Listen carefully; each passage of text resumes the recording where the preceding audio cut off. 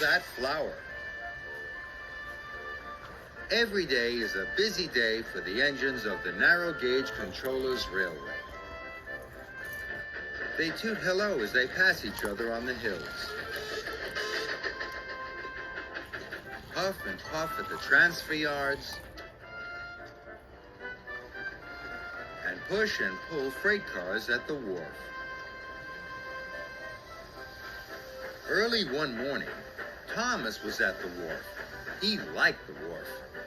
It was busy, and he met a lot of his friends there. But today, Thomas was shunting trucks, and the trucks were being especially troublesome.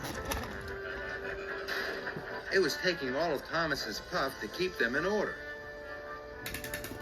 Then James arrived. "I am to collect a car of flour to make cakes and bread for the children's Harvest Festival supper," tooted James. "I wish Sir Topham Hatt had given me that job," chuffed Thomas. "It would be so much more fun than shunting troublesome trucks." James was feeling very pleased with himself. "First, I have to take on water," he whistled grandly. "Please shunt the flour car over for me, Thomas." Thomas didn't want to shunt any more cars. It meant his job would go on for even longer. "Bossy boiler," he puffed. Thomas found the flour car outside the warehouse.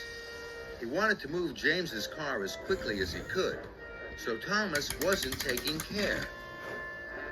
He biffed the car very hard, and the door came loose. But Thomas didn't see. An idea had flown into his funnel. "I'll hide James's car. Then Bossy Boiler will have to find me." Thomas thought hide and seek was a grand idea. James came back from the water tower. He saw Thomas in the distance.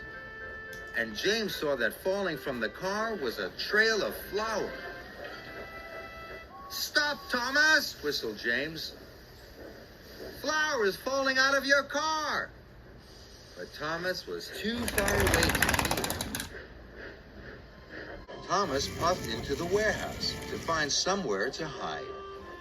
More and more flour fell from the car. James chased after Thomas. Thomas heard him coming. "How does he know where I am?" thought Thomas. "Thomas! The flour!" whistled James. But Thomas couldn't hear him. "James won't find me this time," he thought. Thomas was having fun. Thomas found another good place to hide. "James will never find me here," he hooted happily. But then he heard James's whistle again. "Bust my buffers," chuffed Thomas. "He's found me again." So Thomas puffed off.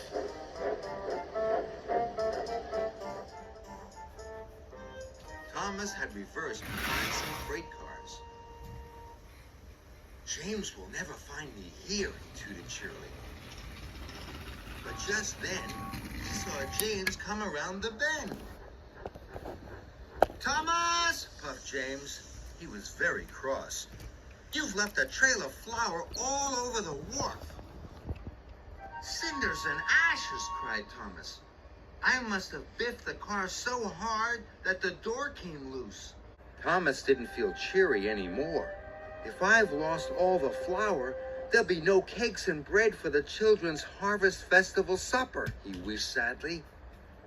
"I'm sorry, James," he chuffed. "I'll get you another car of flour. Then you won't be late for the children." Thomas raced away. Thomas puffed and he huffed, he wheeshed and he whooshed. He had to get to the mill as fast as he could. Then there was trouble. When Thomas arrived at the mill, it was closed. Thomas looked around. He could only see empty flour cars. Thomas felt sadder than ever. Dusty Dave the miller came to see Thomas. He could see that Thomas was very upset. I'm going home for my supper now, he told Thomas, but there's one full flour car right at the back.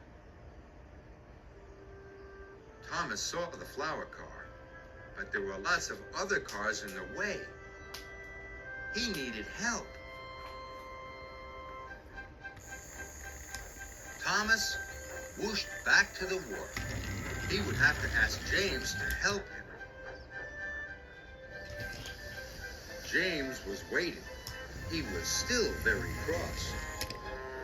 Thomas pulled up alongside him. James, I know you tried to tell me about the flour, and I know I was silly, but now I need your help. James knew that Thomas was sorry, and he knew Thomas needed his help. So he set off to the mill. James and Thomas worked hard. There were lots of freight cars to shun. But they worked well together, and soon the flour car was coupled up to James. And he raced on. Thomas felt proud of his friend. Later that evening, Sir Topham Hatt stood by a table of wonderful breads and cakes. The children were very excited. Thomas puffed by on his way home. Well done, James, he tooted. And James tooted back. Thomas was pleased James was his friend again. And Thomas smiled all the way back to Tidmouth Sheds.